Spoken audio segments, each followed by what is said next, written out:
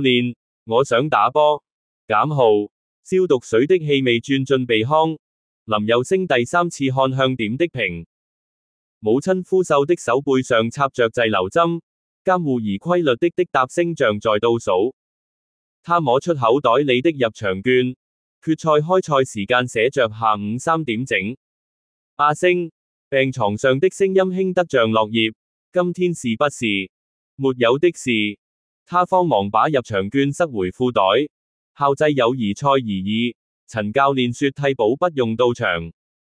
輸液管輕輕晃動，母親浮腫的眼皮下透出洞悉一切的目光。手機在口袋裏震動，未讀信息23條，最新一條是隊長阿傑發的，第3節了，落後18分。你到底在哪？林佑星咬住下唇，護士正好推着藥車進來。林太太今天的透析很順利，不過，護士壓低聲音，剛才主治醫師說最好有家屬陪床觀察。林佑星看着牆上的電子鐘，3點47分。決賽場館在城東，現在趕過去至少要40分鐘。監護兒突然發出刺耳警報，母親的手不受控制地抽搐。林佑星撲到床前按住呼叫鈴。看着3個護士衝進來調整儀器，當病房仲歸平靜時，電子鐘顯示4點09分。媽，我出去買粥。他找起背包衝出醫院，運動鞋在瓷磚地上打滑。公交車遲遲不來，他跨上生鏽的自行車瘋狂蹬踏，汗水浸透的校服襯衫黏在後背。轉過最後一個街角時，體育館的穹頂在暮色中發亮，更衣室走廊傳來悶雷般的歡呼聲。林佑星扶着膝蓋喘氣，透過門縫看見記分牌，68比50，第4節還剩7分鐘。他的出現讓替補席炸開鍋。陳教練摔碎戰術板，你還知道來？教練，我想打波。嘶啞的聲音把自己都嚇一跳。陳教練抽住他的衣領，忽然擰住，少年鎖骨處有道新鮮血痕，是騎太快摔的。你嗎？鐵血教頭的手鬆開了。去年市預賽時他見過那個坐在輪椅上的女人，化療頭巾裹着消瘦的臉，卻舉着加油牌喊得最大聲。記分牌變成72比60時，林佑星扯掉護腕，露出母親住院時編的轉運紅繩。對方中鋒露出譏笑，派個矮子來防我。話音未落，骨色球影已從他胯下穿過。流星3步，觀眾席爆出驚呼。這是林佑星自創的絕招。第1步晃肩，第2步換手，第3步騰空時身體幾乎與地面平衡。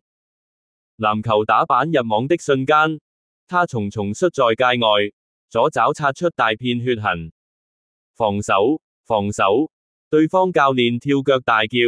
林佑星貼住190公分的中鋒，鼻尖全是汗酸味。當對手準備背身單打時，他突然撤力，看着對方踉蹌倒地。裁判哨響的剎那，他抄起彈飛的籃球長傳給快攻的隊長。78比76，倒計時1分14秒。林佑星跪在罰球線，指尖摸到腕間紅繩粗糙的質感。兩罰全中追平比分時，他對着攝像機鏡頭掀起球衣，白色背心上用紅筆寫着媽媽加油。最後3秒，林佑星在3分線外接球，對方兩人包夾上來。他想起今早出門前母親說的話，流星要劃過天空才會發光啊。後撤步起跳時，防守者的指甲在他小臂挖出紅痕。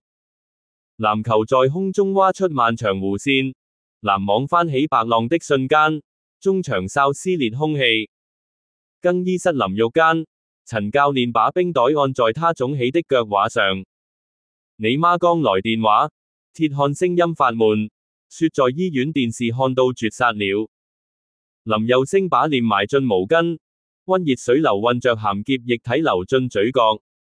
走廊隱約傳來新聞播報，孝子球員帶傷逆轉，醫院病房變臨時觀賽區。當林佑星在第4節暫停時偷偷查看手機，發現主治醫師發來母親的最新檢查報告。泛着藍光的屏幕上，腎功能指標好轉的字樣讓他突然蹲在地上，任由汗水滴落在木地板上。觀眾席的喧囂變得遙遠，掌心傳來紅繩粗糙的觸感。他想起昨夜病房裏母親說的話，記得幫媽媽投進那顆3分球。這個瞬間的頓悟，讓他在最後3秒選擇執行原本不屬於戰術安排的遠投。當籃球還在空中飛行時，他已經轉身面向攝像機做出愛心手勢，那是他和母親約好的慶祝動作。